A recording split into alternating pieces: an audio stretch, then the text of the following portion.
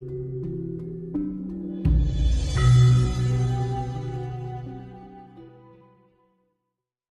orang yang agnostik, kemudian ada orang yang ateis. Ya.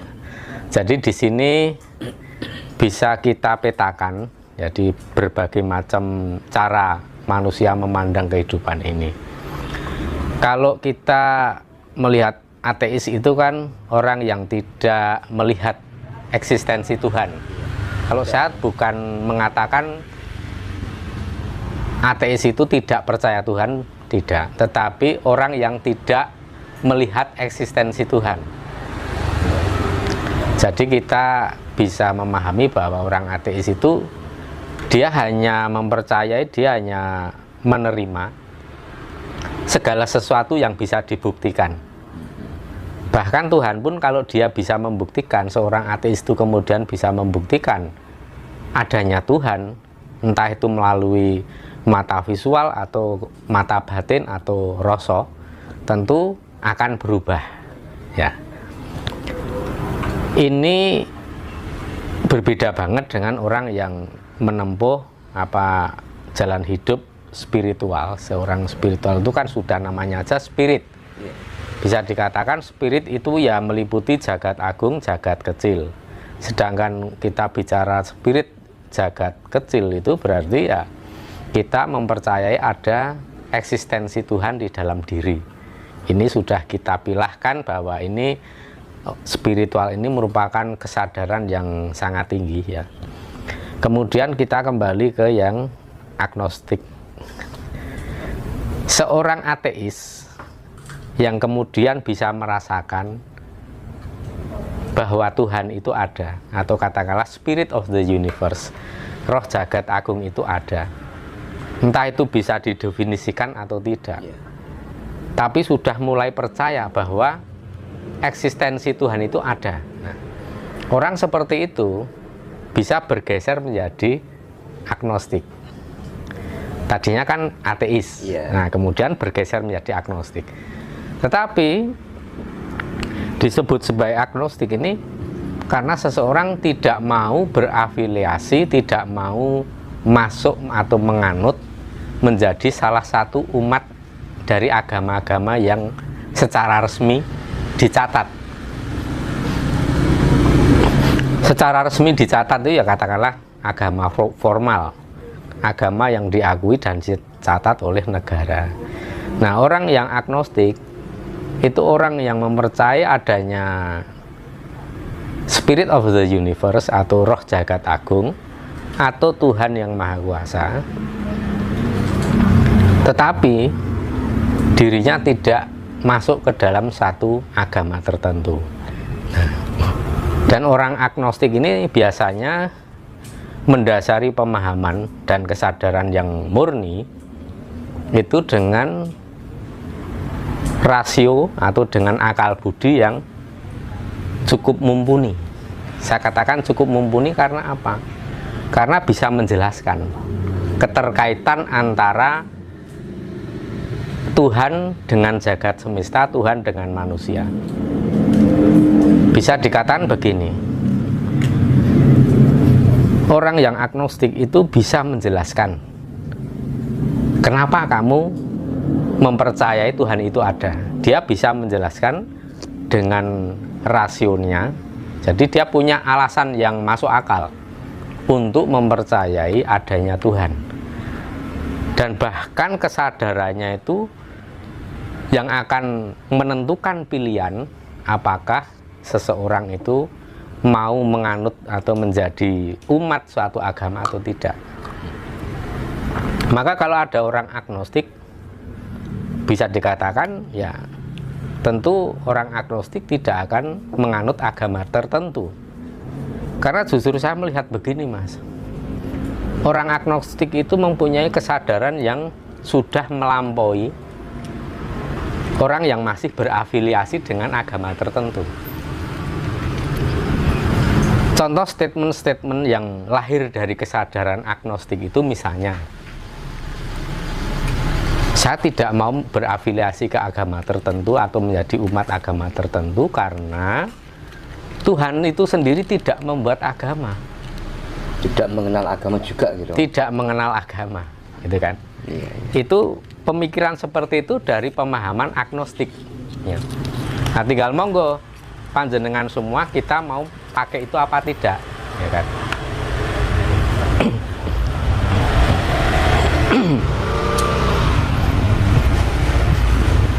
Kalau kita mau memakai itu juga, ya saya pikir semua itu pilihan. Jadi tidak ada yang namanya benar salah. Kalau saya menilai ya sejauh manusia itu bisa menjelaskan apa yang menjadi pilihan dan alasannya, ya why not, monggo, tidak masalah. Jadi saya tidak menilai benar salah, tidak menilai baik buruk, tetapi semua jalan hidup merupakan pilihan dan masing-masing pilihan itu mempunyai kelebihan maupun kekurangan. Jadi kalau kita mau mencapai kesempurnaan, otomatis kita harus open mind. Mindset kita, pola pikir kita harus dibuka selebar-lebarnya agar supaya kita bisa menerima ribuan jalan setapak untuk mencari Tuhan. Ya.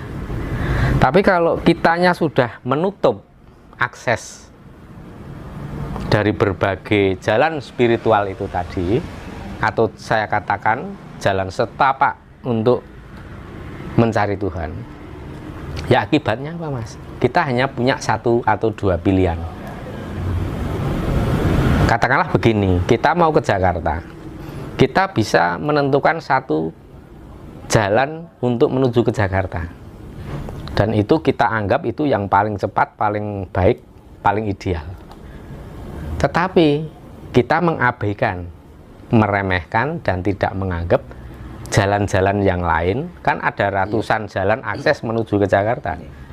Akibatnya kalau kita menutup akses kemungkinan itu, ketika kita terbentur sesuatu hal, ketika akses kita yang kita andalkan itu ternyata ada trouble, ya sudah macet. Tapi kalau kita membuka kemungkinan akses yang lain, ketika jalur yang kita yakini paling ideal dan paling efektif, paling cepat, itu mendapatkan trouble, entah ada ketutup tanah longsor atau apa, maka kita punya banyak alternatif. Kita punya senjata, punya alat yang lebih banyak. Jadi tidak akan kehabisan akal, tidak akan kehabisan jalan menuju Tuhan. Maka itu lebih komprehensif. Nah, bagi orang-orang yang agnostik, inilah menjadi salah satu alasan kenapa tidak mau berafiliasi atau menganut satu agama. Karena membuka wawasan, membuka jalan spiritual seluas-luasnya. Jadi kalau ada warga masyarakat atau seseorang yang menilai bahwa agnostik itu lebih rendah dari orang yang agamis, ya itu saya kira itu sangat keliru. Karena kalau saya melihat realitasnya, saya sering berdiskusi dengan teman-teman yang agnostik, ya mereka luar biasa. Cara memandang kehidupan ini, cara memandang agama seperti apa, belief system seperti apa. Ya itulah saya katakan orang yang tidak akan kehabisan akal ketika menemui jalan buntu. Kalau kita berbicara terkait paham agnostik, Romo, ya, beberapa bulan yang lalu kan Cina pernah melakukan sebuah eksperimen tentang bulan buatan, kalau nggak salah matahari, kalau nggak salah matahari buatan. Iya. Nah, itu kan kalau menurut pemahaman saya, seperti Cina itu kan termasuk orang yang menganut paham agnostik, kalau menurut pemahaman saya. Ya. Ya. Salah satu negara di dunia itu kan Cina juga, menurut saya pribadi, menganut paham agnostik, juga Rusia juga kemungkinan besar kan seperti itu lah. Kenapa, Romo, ya, orang negara-negara yang memiliki paham agnostik itu kok selalu lebih maju lah? Ya kita mau SDM-nya juga lebih tinggi. Nah itu bagaimana, Romo? Sebenarnya gini ya, kita tinggal menentukan sikap, kita mau mengakui apa tidak. Iya, iya. Kalau ada teman yang tidak mau mengakui, ya saya cuma mengatakan begini, nikmat apalagi yang engkau ingkari. Karena saya melihat realitasnya memang demikian. Ketika orang-orang agnostik sudah banyak melakukan kemajuan teknologi, memperoleh pencapaian sains dan teknologi yang begitu tinggi, sementara di masyarakat yang masih mendem agama, mendem dongo, mabuk dongo, setiap hari masih gontok-gontokan memperebutkan huruf A dan O, itu loh mas. Yang A itu yang masuk surga, oh enggak, yang O itu yang masuk surga. Enggak ada habisnya. Karena yang menjadi bahan pertengkaran, menjadi bahan perdebatan, itu kan sesuatu yang sifatnya itu subjektif, ada di dalam diri, mas. Itulah namanya keyakinan. Ketika orang berebut keyakinan, rebut golek beneri dewe, akhirnya apa? Pasti terdorong untuk golek menangi dewe, akhirnya kehancuran yang dihadapi. Karena kalau kita udah bicara soal subjektivitas, ya keyakinan itulah subjektif itu sifatnya. Maka kalau saya ada mendengar orang kok debat antar agama, ya lucu. Karena yang diperdebatkan adalah keyakinan di dalam diri. Dan keyakinan itu sifatnya subjektif. Nah, ketika orang berdebat keyakinan itu kan sangat abstrak. Iya, betul. Karena keyakinan itu memang tidak bisa diperdebatkan, tetapi hanya akan eksis dan akan berjalan dengan lancar ketika keyakinan itu berada di negara yang demokratis, mas. Misalnya, Mas Indra meyakini Tuhan itu warnanya hitam, saya meyakini Tuhan warnanya putih. Kan semua yang kita bahas ini tidak pernah kita buktikan dengan mata visual. Ini hanya sesuatu yang kita yakini. Mas Hendra bisa mengatakan Tuhan itu hitam, saya bisa mengatakan Tuhan itu putih dengan seabrek alasan yang kita buat. Nah, itu maka tidak ada akhirnya. Akan terjadi bentrok yang terus-menerus di dalam diri manusia maupun di dalam masyarakatnya. Ketika masyarakat sudah berkecamuk setiap hari kegiatannya dengan konflik, dengan rebutan sayur tulang, istilahnya. Kalau sayur lodeh masih penting ya mas ya. Lodeh 7 rupa, nah itu ada khasiatnya. Kalau sudah berebut sayur tulang, kapan majunya? Sementara di negara lain atau di suatu masyarakat, nggak usah negara lain lah mas, masyarakat kita itu ada yang namanya silent society. Masyarakat yang tidak pernah membahas kuar-kuar, menggaungkan tentang agama, tentang spiritual, tetapi dia bekerja dalam diam. Bekerja dalam diam di bidangnya masing-masing. Termasuk itu ahli spiritual, ahli teknologi, ahli pertanian, dan segala macam. Mereka fokus pada kegiatan masing-masing dan tidak pernah terkontaminasi.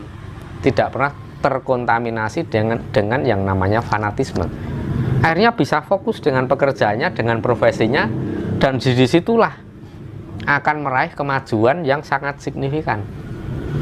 Padahal kan kita udah ada pepatah Jawa, dalam spiritual Jawa itu sudah selalu diingatkan, bisa rumongso, ya kan, ojo rumongso bisa, itu satu. Terus yang kedua, yen wani ojo wedi-wedi, ning yen wedi ojo wani-wani, ojo sok kemendel.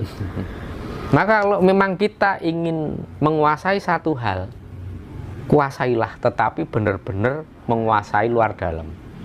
Hasilnya luar biasa mas.